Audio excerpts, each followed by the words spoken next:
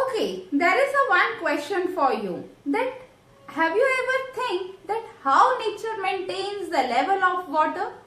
Yes, nature maintains the level of water with the help of water cycle. So today's topic is water cycle. That is, what is water cycle? How water level is maintained? Okay, so let's discuss this water cycle in detail. So students, each and every term I'll tell you side by side. Firstly, we'll start with from the sun. So sun gives us heat. It gives us heat.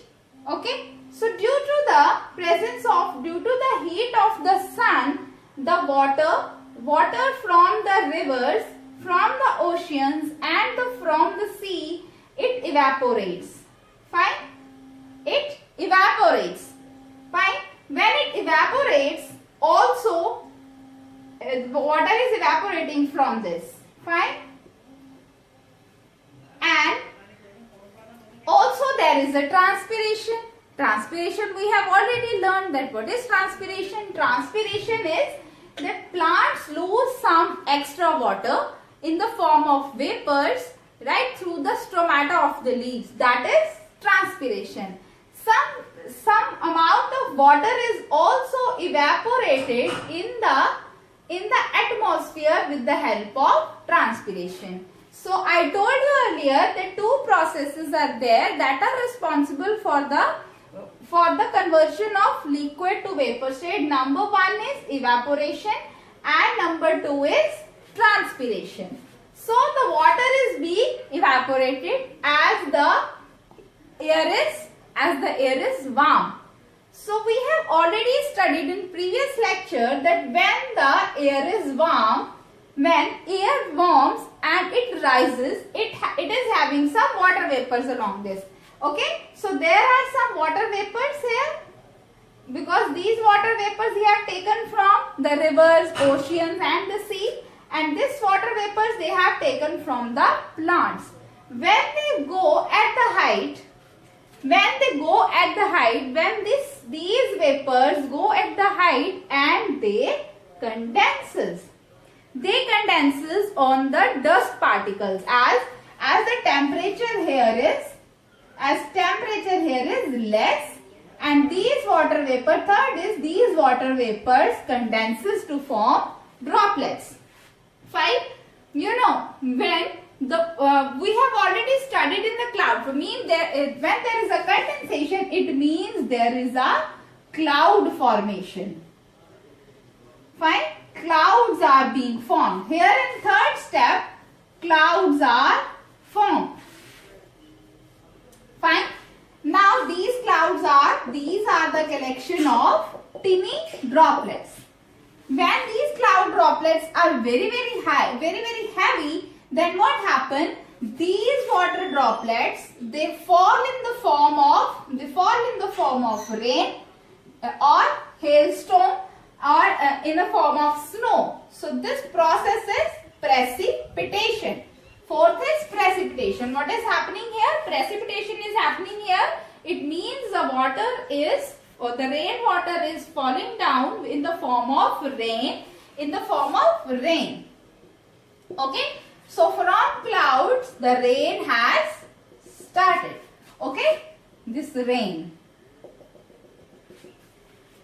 After raining, what happens when the rain falls on the surface of the earth? Some amount of water is seeped through the soil. कुछ amount of water जो है वो soil में क्या हो जाती है? Seep हो जाती है. This is the seepage of rainwater in the soil. This process is called percolation. Percolation is what? It is the seepage of rainwater through the soil, and this is stored as, this is known as, you can say that this is the underground water. This we have already studied that what underground is. Underground water is the seeped rainwater in the soil. That is underground water. The process is percolation. And this underground water sometimes it goes to the water bodies in between. यहीं से वो water bodies में क्या हो जाती है, चली जाती है। फिर से यहाँ से क्या शुरू हो जाता है, वाटर में से क्या होती है, इवेपोरेशन। इवेपोरेशन होती है from the rivers, ocean and lakes. Again transpiration is there, transpiration from plants, water, right, from the plants lose water as a form of vapors. The transpiration is there, and these vapors condenses to form clouds, and when these clouds become very heavy, the droplets become heavy, then precipitation is there, means the water droplets fall down in the form of rain. And when the rain falls, there is some amount of water is seeped through the soil. Some amount of water is directly entered into the water bodies with the help of rain. Okay, so this is all water cycle. So what is the first step? That is evaporation from the water bodies, transpiration from the plants, and then third is condensation of these water vapors to form clouds. When these clouds become very heavy, then precipitation is there. After precipitation, what will happen? Percolation is there, means some amount of rainwater is seeped, and this seeped water will also go to the rain bodies. Okay, so now let's define the water cycle, that how you can define the water cycle.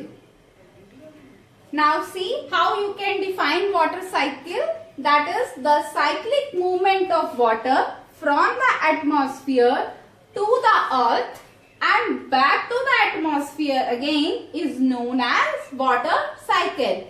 What it means, that we have already discussed the process, that movement of water from the, here we can say that from the earth, evaporation from earth, okay, transpiration from earth, and there is condensation, means cloud formation, it goes to the atmosphere.